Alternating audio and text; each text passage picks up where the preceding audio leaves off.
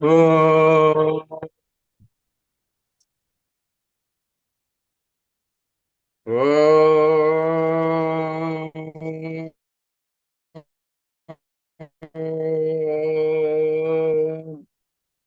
Om Harihi Om. Om Sri Gurubhyo Namaha. Om Sri Krishna Parabrahmane Namaha. Om Sri Matre Namaha. Priyatma Bandhulara, we have been talking about Moksha Shastram, or how to attain moksham, salvation, liberation, immortality. The essence of this human life after 83 lakhs 99,999 births in lower species, we have attained this human form. So God has told very clearly in Bhagavad Gita, this is the best opportunity to make yourself come back to the place from where you have originated. That is, you are part of me only. So we are doing that. So far, I think we have covered 2 sessions in that. Now, today's session, I will start with a question by one of the devotees. What is the conclusion of moksha in Gita? This is the question. My answer is, moksham has been extensively discussed in Upanishads, Bhagavad Gita, and the Vasishtha Gita. Vasishtha Gita is also called Yoga Vasishtam. So the Maharshis who were gifted the moksham have stated as under Srunmantu Visve Amrutasya Putraha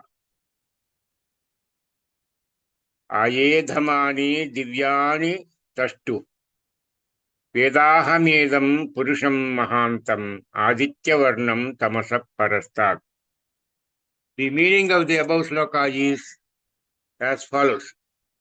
O nectar-like pious humans, we Maharshis, we means here, Maharshis are addressing themselves, we had witnessed the most brilliant tattvam, which is beyond the dark side of the life.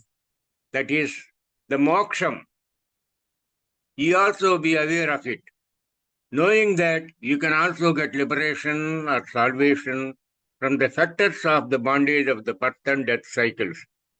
So, this is what Maharshis have said. But I will only quote from the Bhagavad Gita. Sanatana Dharma says that of all the 4 Purusharthas, that is Dharma, Artha, Kama, and Moksham, the last one, that is the Moksham, is of paramount importance in the human life. I will tell you any number of times that this is the most essential Purushartha of human life. While enjoying the other 3 Purusharthas, that is Dharmam, Artham, and Kamam, every human being should endeavor to attain moksham without allowing the human life to go waste.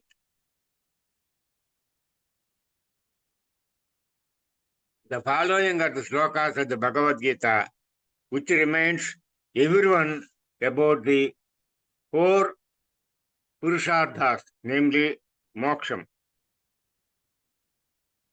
So, I will briefly recite these slokas. 2-15, that is the first sloka. Yamhina vyadhayantyete purusham purusharshava samadukha sukam dhiram somritattvaya kalpate. This is the first sloka in the Moksha Shastram of Bhagavad Gita given by Lord Krishna. Next is 5:17. That is 5th chapter, 17th sloka. Tadbuddhayastatatmana tanishtastatparayanaha gachancha punaravrittim jnana nirdhuta kalmashaha. That is the next shloka. Then the third in the order is 5-24. That is, Yonta Sukhontara Tadhantar Jyotirevaya Sayogi Brahma Nirvanam Brahma Bhutodi Gacchati. Next is 525, same chapter, 25th shloka. Labhante Brahma Nirvanam Rishaya Kshena Kalmasha Chinnadvaidha Yatatmana Sarvabhuta Hiti Rataha. Next is same chapter, 26th shloka. Kamakrodha viyuktanam vitinam yatachetasam abhito brahma nirvanam vartate viditatmanam. That is the next shloka. Then see, I am just giving you the outline of these slokas, but if you read them and grasp the essence of the meaning of those slokas, you are bound to get salvation, moksham, liberation. But I don't have time to deal in detail. But if you are interested, I will detail because it may take a couple of sessions, more sessions. So, next one is 5-28. That is, Itendriya manobuddhir munir moksha parayanaha vikatetya bhayakrodho yasada mukta yevasaha. That is the next shloka. Then we have the next shloka in the 6th chapter, that is 6-45. That is 6th chapter, Atma Samyama Yoga, and shloka number is 45.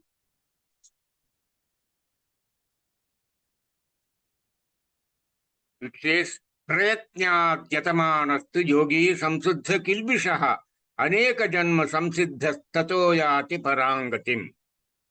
That is the next shloka. Then we have next shloka in the 8th chapter, 8-13, that is 8th chapter, 13th shloka. Omityekaksharam brahma yaharan ma manusmaran yaprayati tyajandeham sayati paramangatim. Then the next shloka is in the same chapter, Akshara Parabrahma Yogam, Ashtamodhyayam, that is 8th chapter, and shloka number 16, 8-16. Abrahma bhuvana loka punaravartinorjuna mamupechyata kaunteya punarjanmana vidyati. Then we have the next shloka in the 13th chapter, that is Kshetra Kshetrajna Vibhaga Yoga, and there it is 29th shloka. It reads as under Samam pasyanhi sarvatra samavartitam ishwaram nahinasthyatmanatmanam tato yati parangatim. That is the shloka. Then we have the next shloka in the same chapter, 13-31. Yadha bhutat pradagbhava mekasta manupasyati tataeva cha vistaram brahma sampadyate tadha. That is the next shloka. Then we have in the same chapter, 35th shloka, that is 13-35, that is Kshetra Kshetrajnayore vayamantaram jnana chakshusha bhota prakriti moksham cha ye viduryanti te param. That is the next shloka in the 13th chapter. Then we have the next shloka in the 14th chapter, 14-19.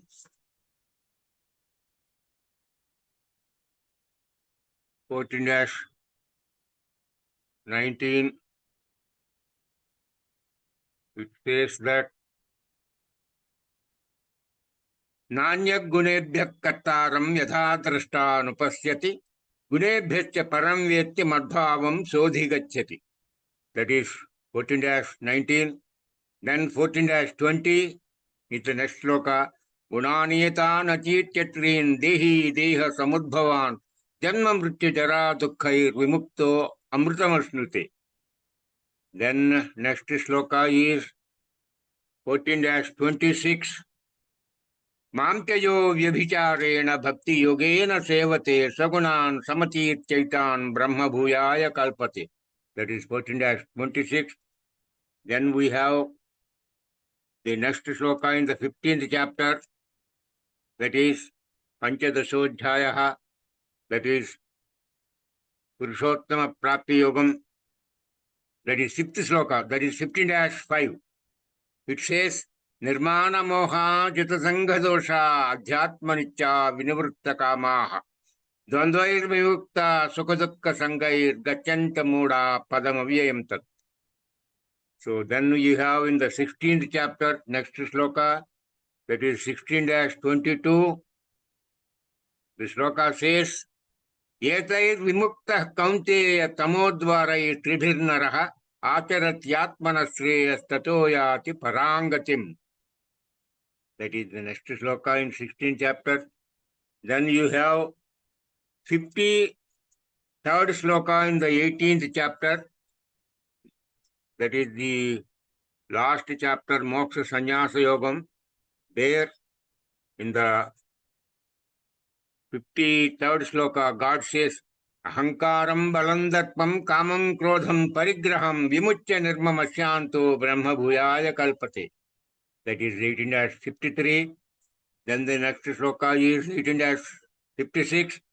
It says, Sarva karmanya pisada kurvano madhyapastrayah mat prasada davapnoti shashvatam padam avyayam. And then the last shloka that in this Bhagavad Gita, which says about moksham is Tameva sharanam gaccha sarva bhavena bharata tat prasadat param shantim sthanam prapyasi shashvatam. So these are the shlokas. I have just given you the main shlokas. I thought I will give you only the number, but then you may find it difficult to locate the shlokas. So I gave the shlokas also. But if you are interested, please tell me. I will elaborate on this. It may take a couple of classes on that. But at the moment, I don't have a plan to elaborate on that. So all the above shlokas of the Bhagavad Gita remind the reader repeatedly about the existence of God and attainment of moksham by all the humans without frittering away the golden gift of God for us as human beings. As my wife and myself have attained moksham during our lifetime called as Jivan Mukti, we had authored a book especially for those aspirants who are interested in the moksham, a unique commentary on the Bhagavad Gita written exclusively for getting moksham in a step-by-step process entitled as Srimad Bhagavad Gita Mukti Sopanamu, Tatparya Sahita Vyakhyanam by Dr. Uddhe Shivakesham, which may be perused by people at the links given below. You see, why I am telling number of times is God has ordered me to write this. Even the title is given by God. Even the book is designed by God. See, what I should write and all that, everywhere He controlled me and He gave me the guidelines. I had written. So if you take that as a dictum from God, and just as Arjuna got liberated, he will also get liberated. So please follow it carefully. And you see, my book is, you can scroll through the Googles, display the titled book if you write. You will get my main Bhagavad Gita, just only a brief of what I had written. And then the 9th chapter in e-book form, that you will get complete book 9th chapter. I kept it open. And incidentally,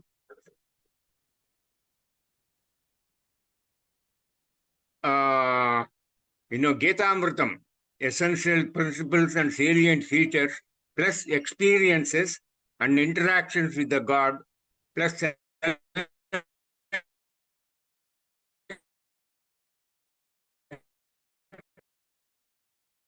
Hari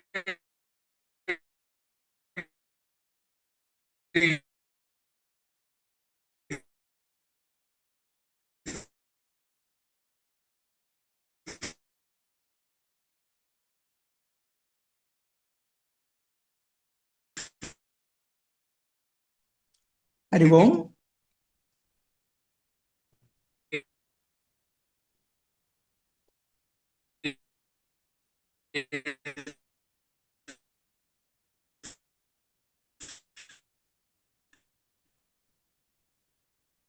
Published by Srimati Not will proceed. So next question is, I read Bhagavad Gita chapter 2 sloka 49. I am confused. What should I do? This is the question being asked by somebody. So my answer is, the sloka 2-49 of the Bhagavad Gita is as follows. Durena hevarang karma buddhi yoga dhananjaya buddhau saranamanvichya kripana phalahetavaha. See, why I am asking number of times repeatedly to read only those books written by enlightened people because of this. See, if you read Pandit's books, they will, divert you. You will not get the correct meaning. So here this, questioner appears to have got confused. He could not understand Sloka 2-49. Anyway, I am now giving explanation for that. The meaning of the above sloka is as follows. O Dhananjaya, the Nishkama Karma Yoga which leads you to purification of mind and which subsequently takes you closer to Jnanam, that is wisdom, and Daivam, that is God, is much, much better than Kamya Karma, that is Sakama Karma Yoga. That means you do a duty, you perform certain action, expecting some result. That is called Sakama Karma. But Nishkama Karma is different. That is without expecting any result. You simply do your duty. Whatever is ordained on you, you do it. So, therefore, you must take refuge in the so-called Buddhi Yoga, the yoga which uses Buddhi, that is the intellect, which is otherwise also known as Nishkama Karma Yoga. Because people who are doing karma, that is their duty, but who are always attaching their karma and themselves to the fruits of their labor, to say the least, are cheap minions, small-minded people. This is referred to in the sloka as kripana phalahetavaha. In the sloka 2-49, God reprimanded them. They are kripana minions. That is, people who are driven by their fruits of action are phalahetavaha. And such people are given the title of kripana, that is mean-minded, small-brained, miserly people whom God despised them as minions. People who are doing their duty or work unmindful of the outcome, that is fruits of labor, are deemed to be doing nishkama karma, which ultimately leads you to liberation, salvation, moksham. On the other hand, those people who are doing their job, always attached to the fruits of their labor, get entangled in the perpetual life cycle of birth and death. But they will never be liberated from the birth and death cycle. That means you will be born and you will die, just like any other normal creature or animal, many, many millions of times. You will not attain the ultimate in human life, namely divinity, Godhead, enlightenment, or moksha. So, my dear Arjuna, you should never seek fruits of your labor in your discharge of duties. Cultivate the habit of doing your duty just as worship to God, that is, work is worship. If you keep doing this, working or doing duty just like worship to God, it will ultimately lead you to moksha. I hope I have made the meaning of the above sloka 2-49. So the confusion in understanding of the sloka of 2-49 must end now. So next sloka, somebody is asking, why is Bhagavad Gita called as Moksha Shastram?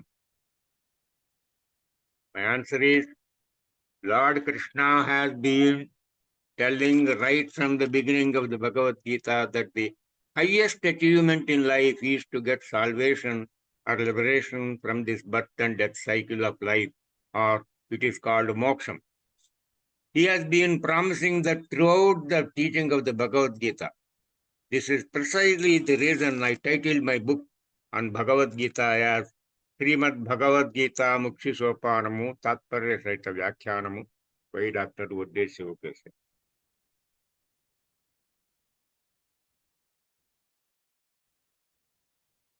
See, why God had made sage Vyasa to write Mahabharatam, there is a purpose. Similarly, God has asked me to write commentary on Bhagavad Gita. There is a purpose. He has asked me to write like this, I had written. So, Lord Krishna has been telling right from the beginning of the Bhagavad Gita that the highest achievement in life is to get salvation or liberation from this birth and death cycle of life, or it is called moksham. He has been promising that throughout the teaching of the Bhagavad Gita. This is precisely the reason I titled my book on Bhagavad Gita as Srimad Bhagavad Gita Mukti Sopanamu Tatparya Sarita Vyakhyanam by Dr. Udesh Shivakesha. I explained that one can attain mukti or moksham in 18 steps. Sopanamu means steps. By reading Bhagavad Gita and practicing what is taught in the Bhagavad Gita. The first 6 chapters of Bhagavad Gita teaches about Tvam. The next 6 chapters teaches about Tat. And the last 6 chapters teaches about Asi. All in all, Bhagavad Gita teaches on the whole Tattvamasi. This is one of the Mahavakyas. That is why Bhagavad Gita, taught by Lord Krishna, is called as Moksha Shastra. So, I can't explain Tattvamasi and all that because that is a different subject by itself. So, for the time being, I confine myself to that. But it is one of the Mahavakyas. Next question. What does God inform about yoga while informing the Bhagavad Gita? This is somebody is asking. My answer is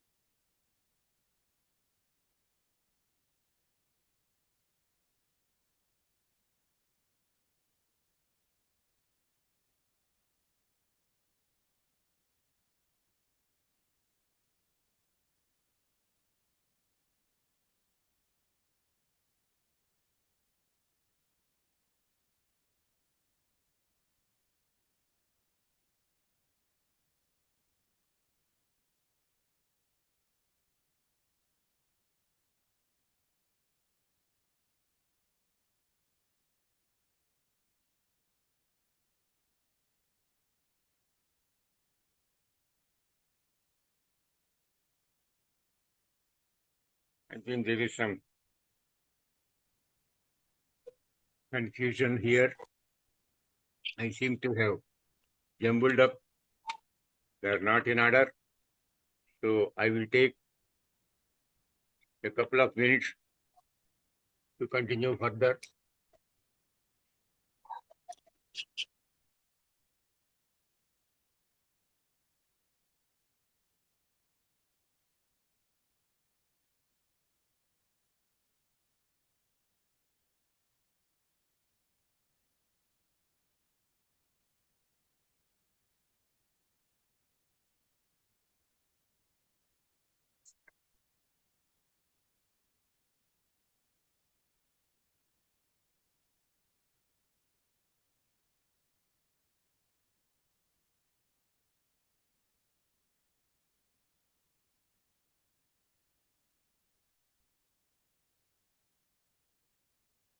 What does God inform about yoga while informing the Bhagavad Gita? He is the assistant who had helped me. He has jumbled up the matter. I am sorry for that. So anyway, now I will answer that question. What does God inform about yoga while informing the Bhagavad Gita? The yogi who strives with assiduously purified of sins and perfected gradually through many births reaches the highest goal in life of merging his or her mind with the God. God said in Shloka 6-46 of the Bhagavad Gita as under, Tapasvibhyo dhiko yogi jnanibhyopi mato dhika karmibhyascha dhiko yogi tasmad yogi bhavarjuna. This is what God has said in the 6th chapter, Shloka 46. The meaning is, the yogi is thought to be superior to the ascetics, people doing tapas, and even superior to men of knowledge, and even the superior men of knowledge means jnanam, obtained through the study of scriptures, etc. He is also considered superior to men of action, that is, people doing action, that is, duty, karma. Therefore, be thou become a yogi, O Arjuna. This is the advice Lord Krishna gave to Arjuna. Now I'm making a little commentary on that.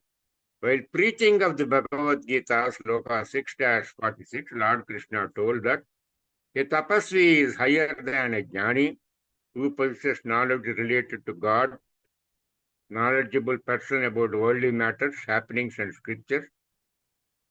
He is higher than a person who is action-oriented in respect of yajnam and homam. But yogi who has merged his or her mind with God is higher than an action-oriented person or a jnani or a tapasvi. So Arjuna, you become a yogi. Thus God gave importance to yoga over all the other forms of actions. So that is my answer to that question. Next question is, what does the word Amrutatvaya mean in the Bhagavad Gita? 2-15. Does that mean mukti? Somebody is asking. So, and in fact, this is one of the slokas just I mentioned in the beginning. So he has raised a question, so I will answer that in fully. Yes, my answer is yes, you are correct. Your observation is 100% correct. Let us look at the slokas 2-14 and 2-15 to look at the context and their meaning, to make it more meaningful for the readers.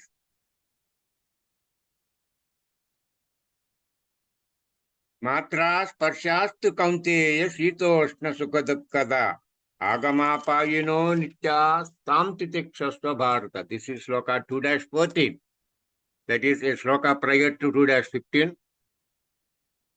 The meaning of this sloka is the contacts of the senses, that is indriyas, with the objects, O son of Kunti, which cause heat and cold and pleasure and pain, have a beginning and an end.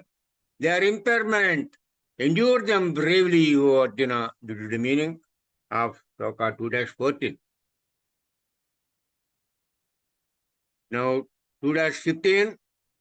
Yamhina vyadhayantete purusham purushasrabha samadukka sukam dhiram somrutattvaya kalpate. This is sloka 2-15. Meaning of the above sloka 2-15 is that firm man, dhira, he is referring in the sloka, whom surely these afflict not, O chief among men, to whom pleasure and pain are the same, is fit for attaining immortality, that is moksham. Amrutatva, he is referring to as Amrutatva. Amrutatva means moksham. That is the meaning of the sloka 2-15. Here I am giving a little commentary. A person who is understanding that the seasonal happenings of cold or heat that come in winter or summer are only seasonal happenings, and that they will vanish once the season goes.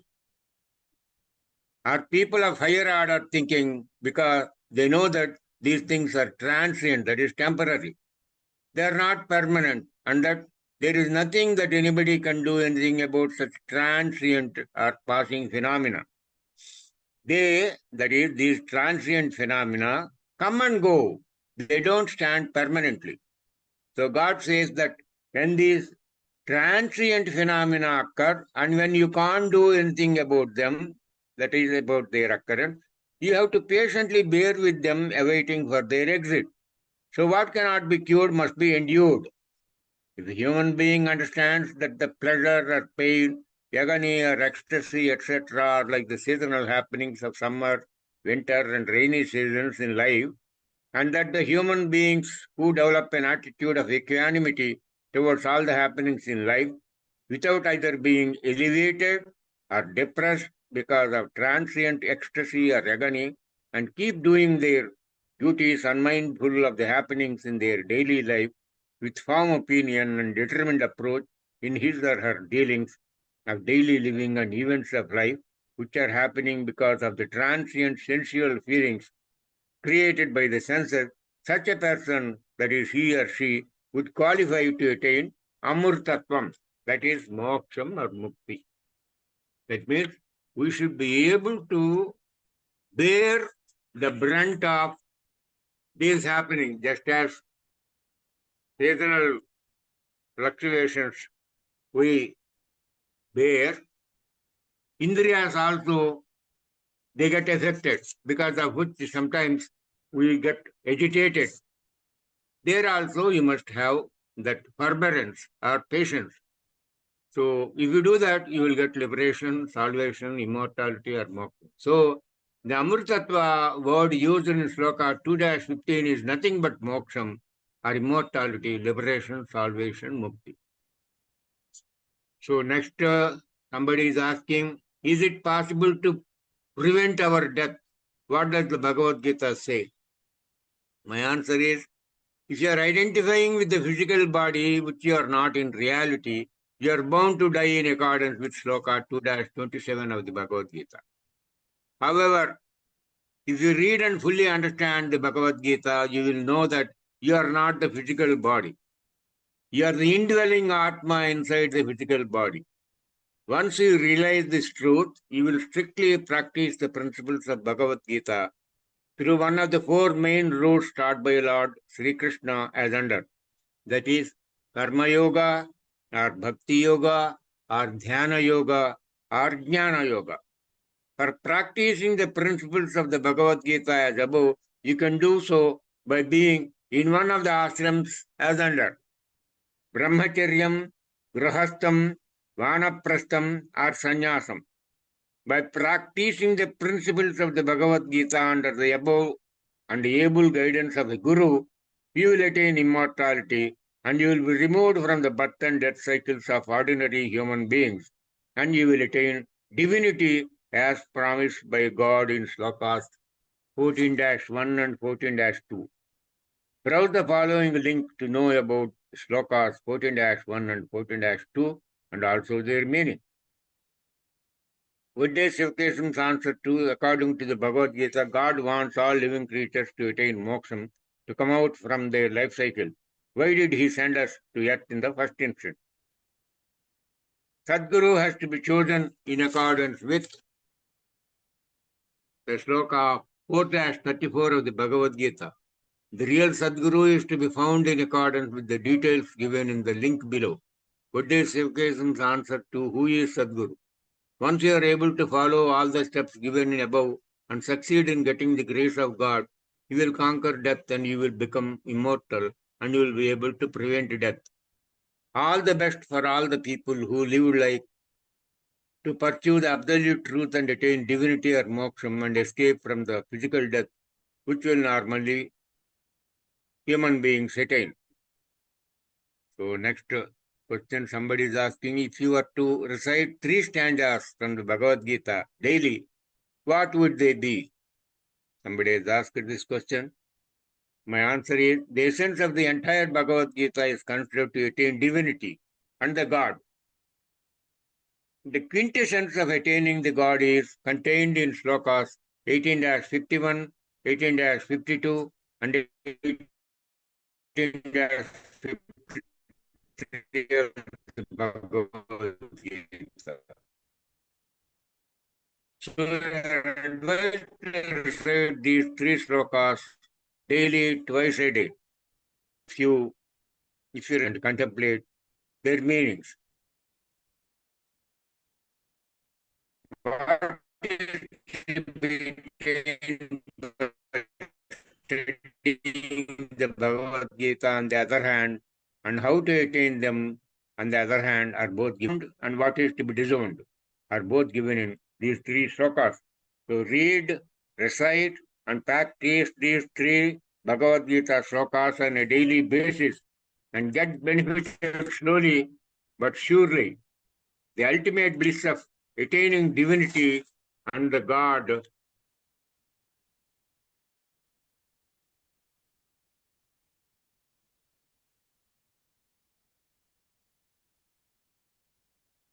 So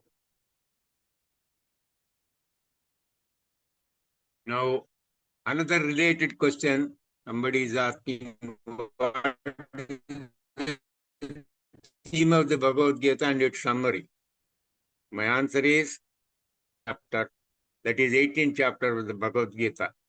The importance and essence of the Bhagavad Gita is summarized in the following 3 slokas, 18-51, 18-52, and 18-53. The devotees are advised to get these 3 slokas by heart, understand the meaning of these slokas, and constantly keep contemplation on the importance of these slokas, which would be in the best interest of the devotees and practitioners of the Bhagavad Gita. The 3 slokas are being given below along with their meanings. That is 18-51, 18-52, and 18-53. Buddha visuddhaya yukto dhrityatmanam niyamya cha Shabdadin Vishayam Taktva Ragadvesha Yatasya. That is 18-51. Vivikta Sevi Lagvasi Yatavakaya Manasaha Dhyana Yoga Paro Nityam Vairagyam Samupasrita. That is 18-52. Ahankaram Balandakpam Kamam Krodham Parigraham Vimuchya Nirmamasyanto Brahma Bhuyaya Kalpati. That is 18-53. The meaning of the above slokas is as under. A person who is endowed with an unruffled mind, who is firmly entrenched in the unwavering control of the mind, who has renounced the interest and attachment to the Shabda, Sparsha, Ropa, Rasa, Gandha, etc. of the sensual pleasures, who doesn't get swayed by Ragam, Dvesham, Ishtam, Anishtam, Ruchi, Aruchi, Tuti, Ninda, Labham, Nashtam, etc. These are called the Dvandas, which is completely free from the dualism of these dual characteristics, who is interested in living in secluded places without any distractions, who accepts only just enough quantity of food for sustainability, who has full control on the mind thought, utterances of the mouth, and the physical deeds in practice. He has sustained interest in dhyanam. He is very reticent in the sensual pleasures of the present and future life, who is rid of ego, pride, showiness, greedy of the desires of the worldly pleasures and positions, who has completely renounced the acceptance of anything from anyone, who is devoid of attachment, who is of tranquil mind, is fully fit and eligible for liberation, salvation, moksham, and become one with the God. The theme of the Bhagavad Gita is the clear distinction between Atma and Anatma, and to identify yourself with the Atma, discarding the Anatma. So that is given in the above 3 slokas. So next,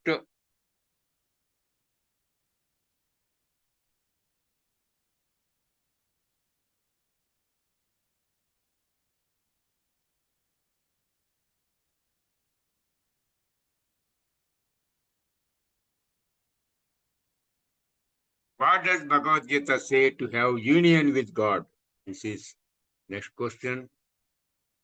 Somebody is asking.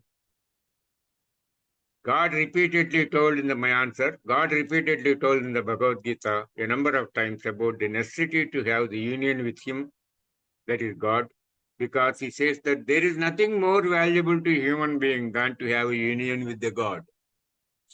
This every one of you must understand. However, I shall address them one by one as to the emphasis laid by God Himself by repeating the same sloka 2 times in the Bhagavad Gita. See this. There are 2 slokas, very important slokas in the Bhagavad Gita. That is 9-34 and 18-65. 18-65 is nothing but a repetition of the sloka 9-34. But there, the first 2 lines are same as 9-34, but last 2 lines are different. So I am going to tell that details now. In the 9th chapter in sloka 9-34, God very categorically told that the devotees who constantly meditate on Him by considering God as the ultimate goal of attainment would definitely attain the God, as shown below. Manmana bhava, madbhakto, madhyaji, mam namaskuru, mameva ishtasi, yukta iva matmanam matparayana. The meaning is, fix thy mind on me, that is God. Be devoted to me, that is God. Sacrifice unto me, that is God. Bow down to me, that is God. Having thus united thy whole self with me, that is God, taking me as the supreme goal, thou shalt verily come unto me, that is God. That means the devotee will merge with the God. The whole being of a human should be surrendered to the Lord without reservation. Then there will be a marvelous transformation. She or he will have the vision of God everywhere. All sorrows and pains will vanish. Her or his mind will be one with God. She or he will forever have her or his life and being in the Lord alone. Again, before winding up the Bhagavad Gita discourse to Arjuna, God reiterated the same thing, even by taking a pledge to drive home the point of importance in the human union with the God. That is given in the sloka 18-65 of the Bhagavad Gita, as given below. Manmana bhava madbhakto madhyadi mam namaskuru. You see, these first 2 lines are same as 9-34, but after that, he says, Mame vaishyasi satyante pratijane priyosime. This is sloka 18-65. The meaning is, fix thy mind on me, be devoted to me, sacrifice to me, bow down to me. Thou shalt become, have union even to me. Truly do I promise unto thee, for thou art dear to me. That means I am promising and telling this because you are dear to me, Arjuna. That is what God told. So, this is what one should understand. Then somebody is asking, what is somaras as prescribed in the verse 9-20 of the Bhagavad Gita? Has it something to do with wine? This is what he has understood. I pity him. So my answer is, it is not wine. It is the yajna system, which means the prasadam which remains after the performance of the havana or yajnas. It is equivalent to nectar, not wine.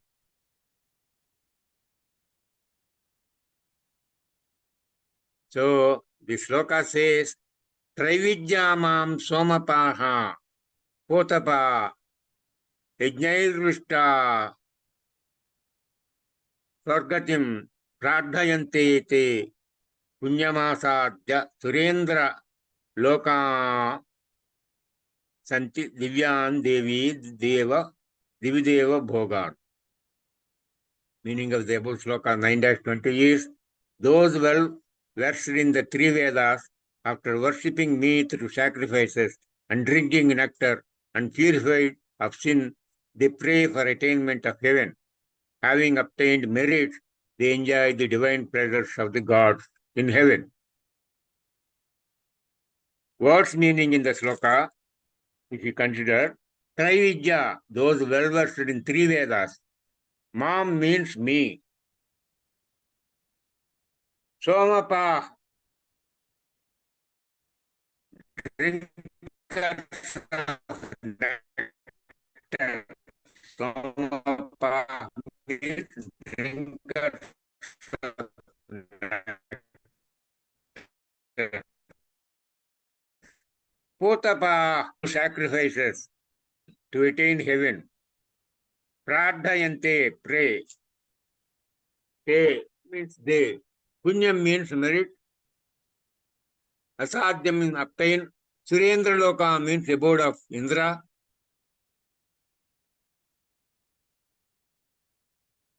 Ashnanti means enjoy. Divyam means divine. Divi means heavenly word. Deva Bhogan means pleasures of the gods. So the commentary on that sloka is, having descended the infinite nature of Ishvara, Lord Sri Krishna now elaborates upon the topic of devotees or bhaktas. There are predominantly two types of devotees. One is design-oriented, that is sakama karma, and desireless, that is nishkama karma. Desire-oriented devotees are described in these two slokas. Note the change to a longer matter to emphasize a change in the topic. Who is the desire-oriented bhakta?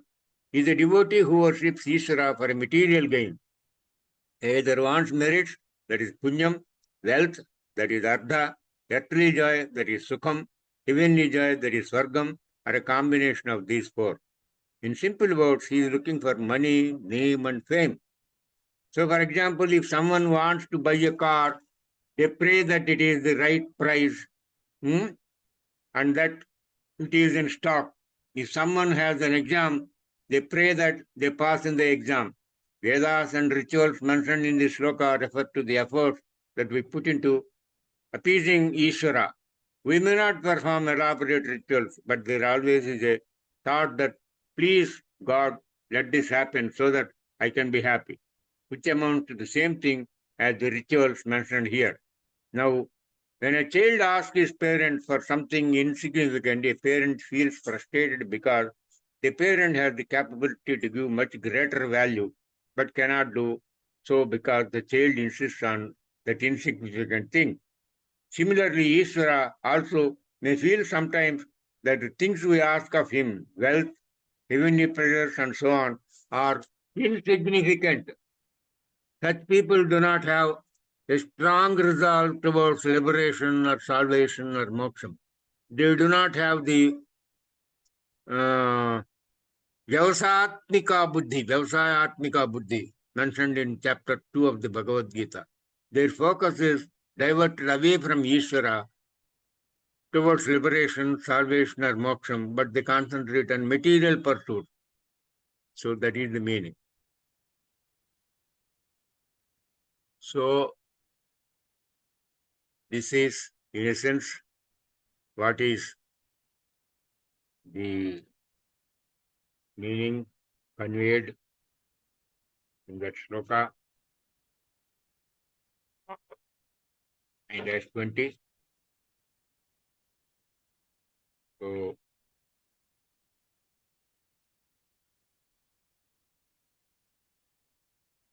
next, somebody is asking,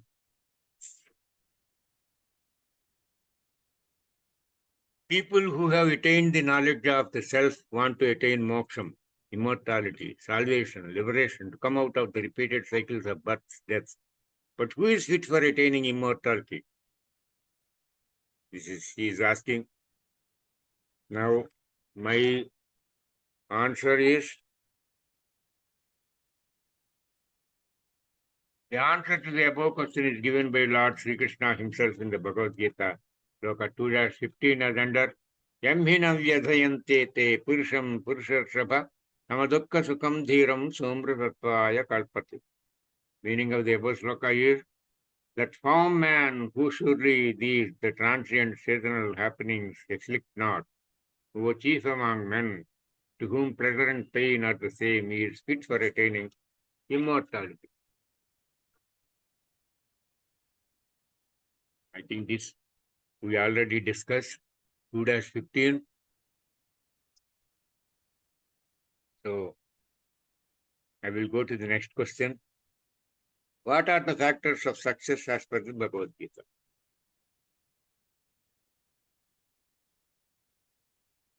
People want good things to happen to them in life, but they are not prepared to do punya karmas in that life. People don't want bad things to happen to them in life, but they can't stop indulging in papa karmas in this life. So here Newton's third law of motion applies to our daily lives. For every action, there is an equal and opposite reaction, according to Newton's third law of motion. As you sow, so shall you reap.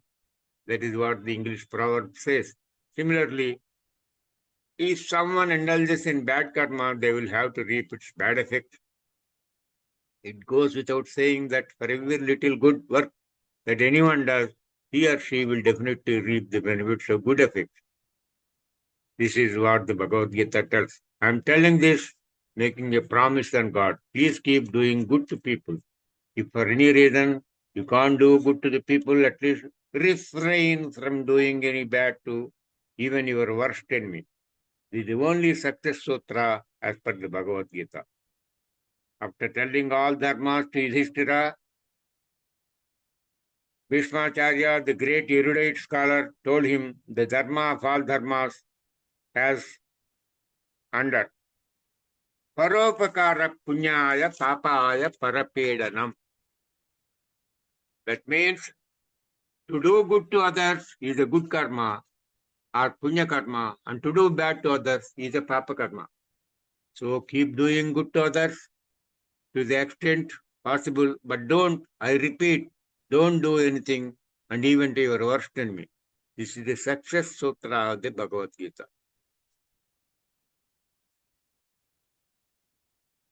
So next somebody is asking, what is the real meaning of life as per the Bhagavad Gita? My answer is, Bhagavad Gita defines the meaning of life in well-measured terms. It advocates only a positive attitude and approach to life in which human progress evolves as a better son, a better father, a better grandfather, a better great-grandfather, a better father-in-law, a better officer in the office, a better colleague in the department, a better neighbor in your locality, a better citizen in the society, etc. By the time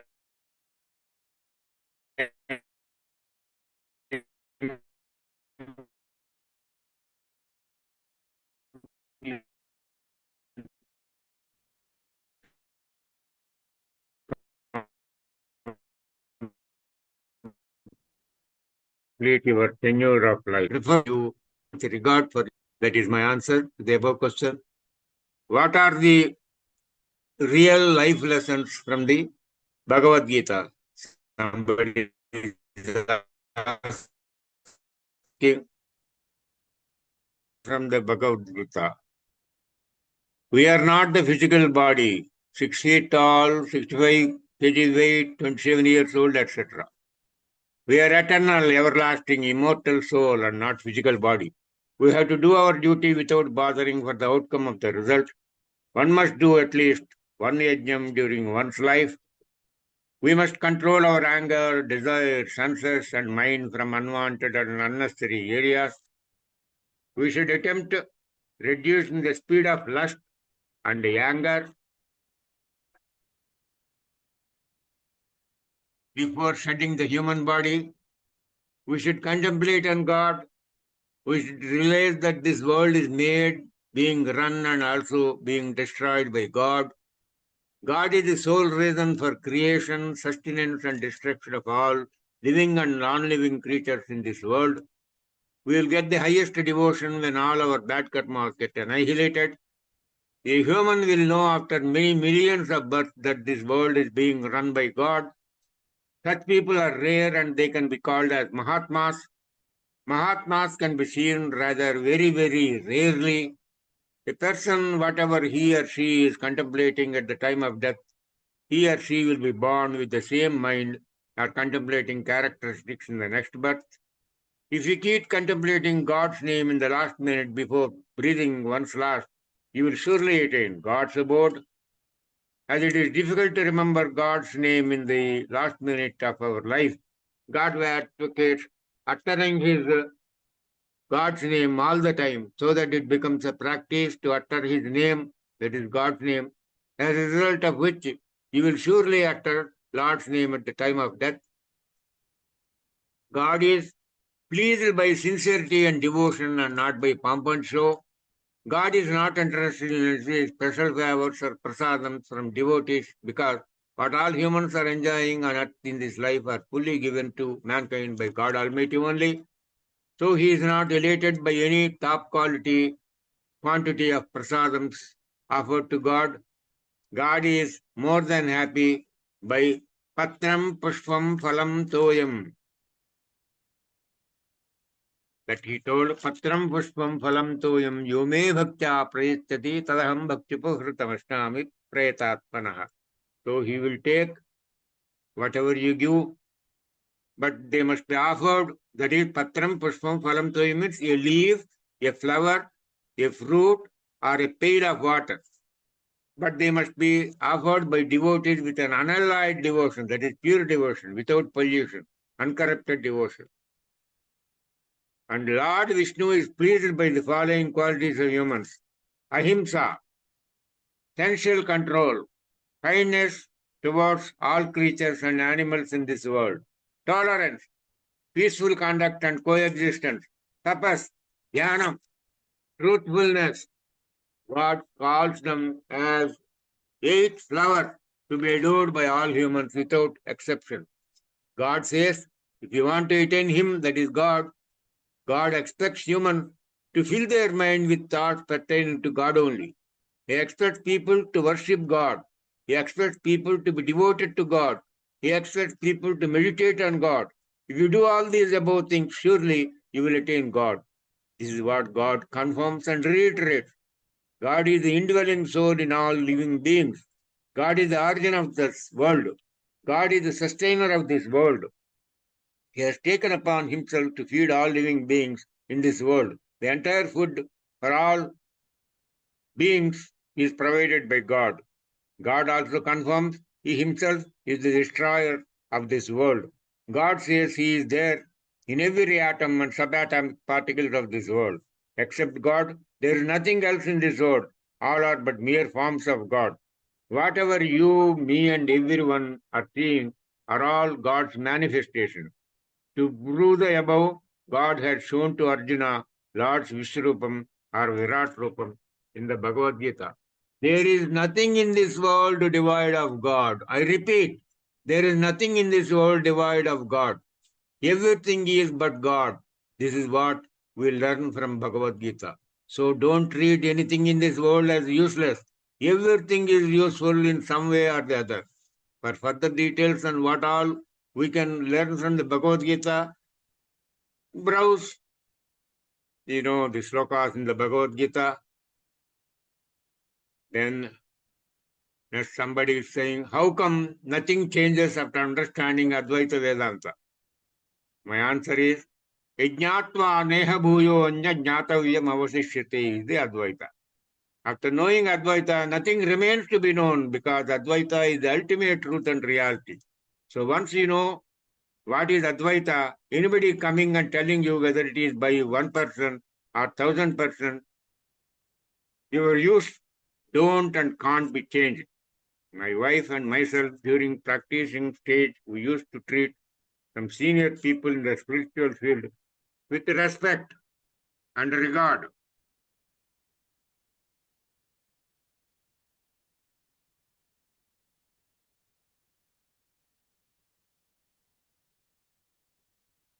But after we learned that Advaita is the ultimate truth, we no longer consider them as knowledgeable, though we respect them for their age and seniority in the spiritual field. Advaita Vedanta philosophy is the ultimate truth in the spiritual field, And hence the understanding of the spiritual knowledge doesn't change after the Advaita Vedanta. Next question, somebody is asking, is the world God? My answer is yes. God has got two forms. One is an unmanifested form, that is avyaktam, and the other is the manifested form of the God. The manifested form of the God is the world itself. But all you see here in this world is the manifested form of the God. So manifested form of God is explained here. Matta parataram nanyat kinchidasti dhananjaya maisarvamidam protam sutre maniganayava. This is what God said in Sloka 7-7. Meaning is, there is nothing whatsoever higher than me, O Arjuna. All this is strung on me as clusters of gems on a string. Commentary, there is no other cause of the universe but me. I alone am the cause of the universe. He further clarifies, Rasohamapsu kaunteya prabhasmi sasisuryo pranava sarva vedeshu sabdakye paurusham rushu.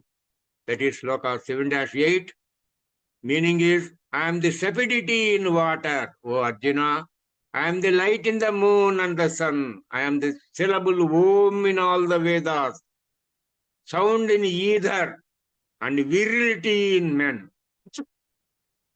Next God says, Punyo gandha pradivyancha tejaschasmi vibhavasau evanam sarvabhuteshu tapaschasmi tapasvishu. This is Sloka 7-9. Meaning is, I am the sweet fragrance in earth and the brilliance in fire, the life in all beings, and I am austerity in ascetics.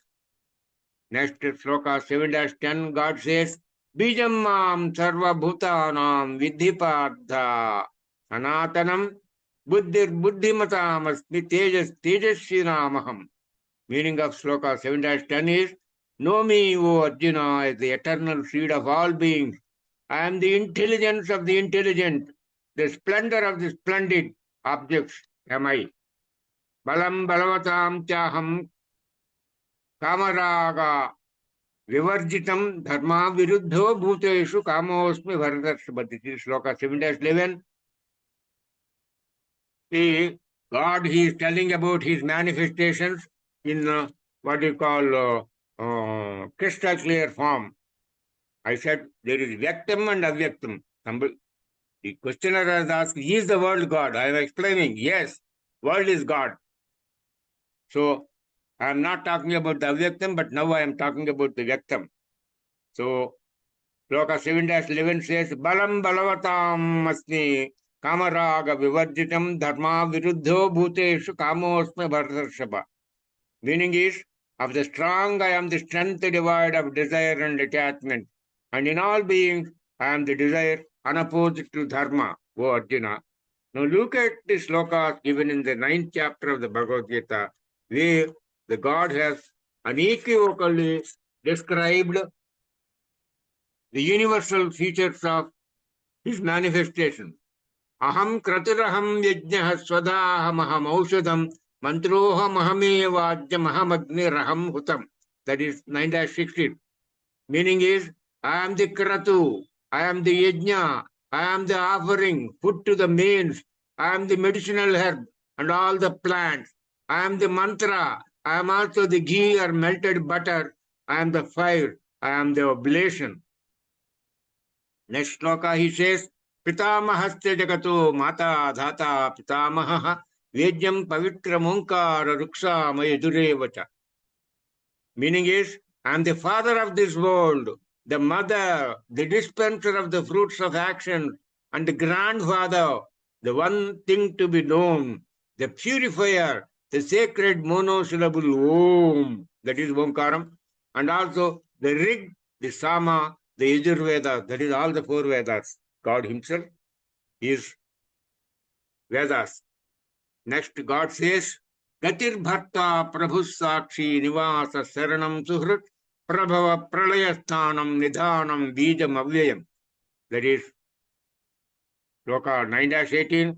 I am the goal, the support, the Lord, the witness, the abode, the shelter, the friend, the origin, the dissolution, the foundation, the treasure house, and the imperishable seed. Next he says, Tapamnyaham varsham nigrishnam vrishtrijamicha amrutanchaiva mrityischa satasatyaham arjuna. That is 9-19. Meaning is, as the sun I give heat, I withhold and send forth the rain. I am immortality and also death, existence and non-existence word, Now look at the slokas given in the 10th chapter of the Bhagavad Gita, describing the glories of the God in the manifested form of the world. Ahamatma gudakesha sarva bhutasayastataha ahamadischa madhyancha bhutanam antayugi. This is 10-20 sloka. Meaning is, I am the self, O Gudakesha, seated in the hearts of all beings. I am the beginning, the middle, and also the end of all beings. Next he says in 10-21, Adityanam aham Vishnuhu, Jyotisham Raviram Suman, Marichir Marutamasmi Nakshatranam aham Tashi. Meaning is, among the 12 Adityas, I am Vishnu. Among the luminaries, the radiant sun. I am Marichi among the 7 or 49 Maruts. Among stars, I am the moon. Vedanam Samavedosmi Devanam Asmi Vasavaha Indriyanam Manaschasmi Bhutanam Asmi Chetana. This is what God told in 10-22. Its meaning is, among the Vedas, I am the Samaveda. I am Vasava among the gods. Among the senses, I am the mind. And I am intelligence among living beings. Then in 10-23, God says, Rudranam Shankaraschasmi, Vittesho Yaksha Rakshasam, Vasunam Pavakaschasmi, Meru Shikarinamaham. Its meaning is, this is 10-23, its meaning is, and among the Rudras, I am the Shankara. Among the Yakshas and Rakshasas, the Lord of Wealth, Kubera. Among the Vasus, I am Pavaka, that is fire. And among the 7 mountains, I am the Meru. Purodhasam chamukhyam mam vidhipat brahaspatim senanani maham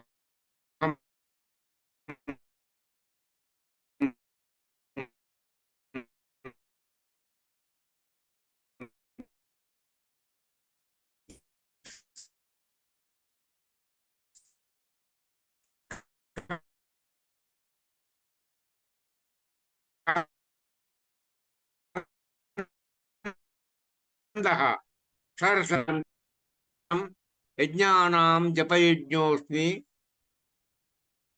tavaravana Himalayah.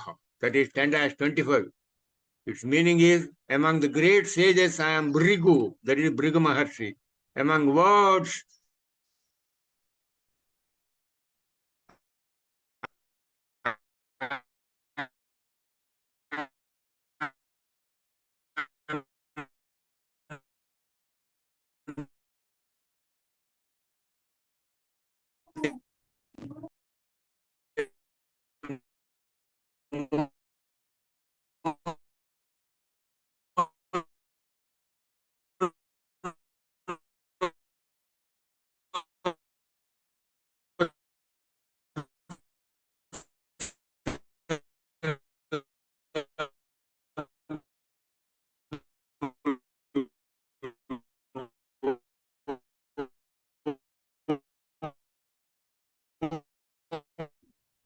Haribom, Haribom.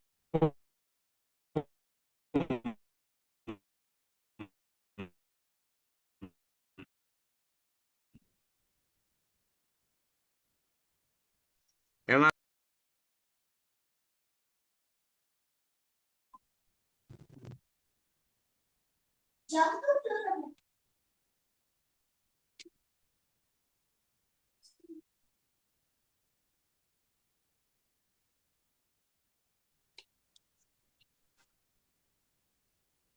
Haribom. Haribom. Haribom. I'll ask you for a few minutes, sir. Yeah. Yeah. Should I continue? Yes, sir. Please. अश्रद्धः सर्ववृक्षाणां देवर्षीणां च नारदः गन्धर्वाणां चित्ररथः सिद्धानां कपिलो मुनिः. Among the trees, that is 10-26 sloka, its meaning is, among the trees I am the people, among the divine sages I am Narada, among Gandharvas I am Chitraratha, among the perfected, the sages I am Kapila.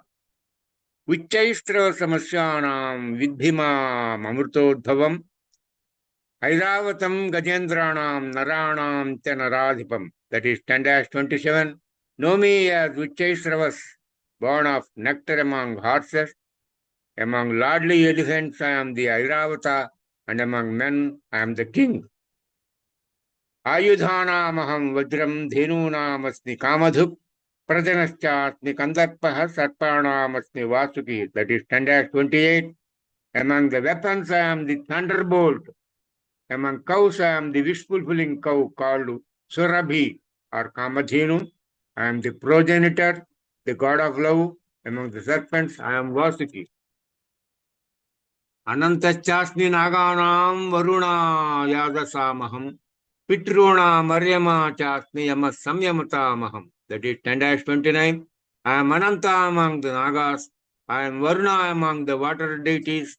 Aryaman among the males. I am Yama among the governors. Prahlaadaschasmi Daityanam Kalakalayatamaham. Mruganam cha Mrugendroham Vainatiyascha Pakshinam. That is 10-30. And here God says, I am Prahlad among the demons.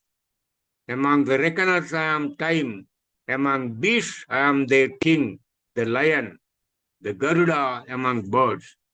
Pavana Pavatamasmi Ramasastra Bhrutamaham Jashanam Makaraschasmi Srotasamasmi Jahnavi. That is 10-31. Its meaning is, among the purifiers of the speeders, I am the wind. Rama among the warriors am I. Among the fishes, I am the shark. Among the streams, I am the Ganga. Sargana Madiram Tascha Madhyanchaivaha Madhyana Adhyatma Vidyanam Vada Pravatatamaham. That is 10-22. Among creations, I am the beginning, the middle, and also the end. O Arjuna, among the sciences, I am the science of the self, and I am logic among controversialists. Aksharanam akarosmi dvando samastikasya cha ahameva kshayankalo dataham vishyatomaka. That is 10-33. Its meaning is, among the letters of the alphabet, the letter Ye I am. And the jewel among the compounds, I am verily the inexhaustible or everlasting time. I am the dispenser of the fruits of action, having faces in all directions. Mrityus sarvam parachaha udbhavascha bhavisyatam kirti srirvakcha narinam smritir medha dhritikshama. That is 10-34. Its meaning is, and I am all devouring death and prosperity of those who are to be prosperous. Among feminine qualities, I am fame, prosperity, speech, memory, intelligence, calmness, and forgiveness. Bruhat Samatatha Samnam Gayatri Chandasamaham Masanam Margashirshoham Rutunam Kusumakaraha. That is 10-35. Among the hymns, also I am the Bruhat Samam. Among the meters, I am Gayatri. Among the months, I am Margashira. Among seasons, I am the flowery season. Yotam Chalayatam Asni Tejas Tejashvinamaham. Jayosmi Vyavasayosmi Sattvam Sattvatamaham. That is 36. Meaning is, I am the gambling of the fraudulent, termination of those who are dirty, of the various methods of defrauding others, I am gambling, such as dice play. Gambling is my manifestation. I am power in the powerful.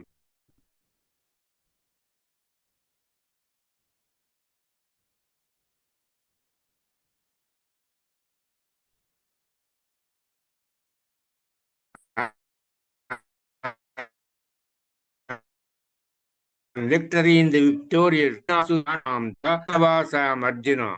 Among sages, I am Vedavyasa. Among poets, I am Ushana, the poet. Dando Damayatamasmi Nitirasmi Jigishitam Maunam Chaivasmi Gushyanam Jnanam Jnanavatamaham. That is 10-38. Its meaning is, among the punishers, I am the scepter. Among those who see victory, I am statesmanship. And also among secrets, I am silence. Knowledge, among knowers I am. Yachapi sarva bhutanam bijam tadaham arjuna. Natadasti vina yachan maya bhutam characharam. That is 10-39. Its meaning is, and whatever is the seed of all being, that also am I. O Arjuna, there is no being, whether moving or unmoving, that can exist without me. Commentary, I am the primeval seed from which all creation has come into existence. I am the seed of everything. I am the self of everything. Nothing can exist without me. Everything is of my nature. I am the soul of everything. Nantosti mama divyanam vibhutinam parantapa Deshatu deshata prokto vibhutor vistare maya. That is 10-40. There is no end to my divine glories, O Arjuna, but this is a brief statement of me, by me, of the particulars of my divine glories.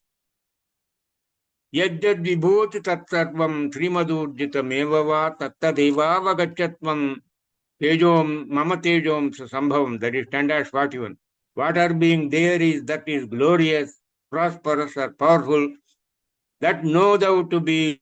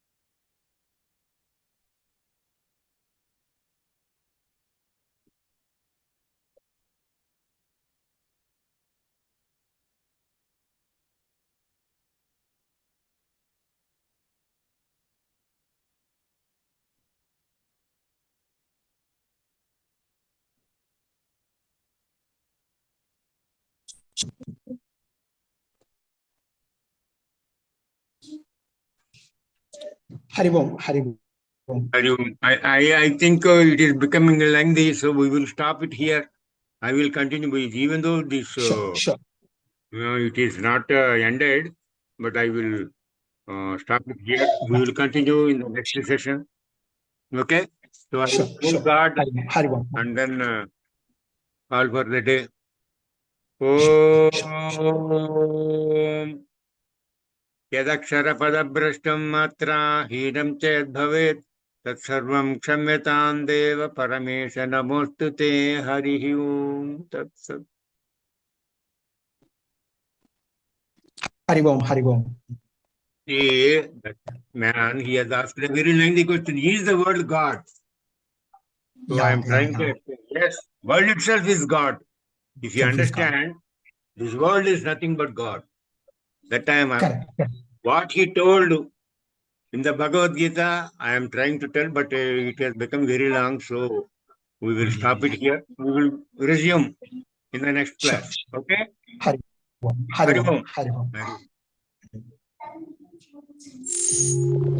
Om.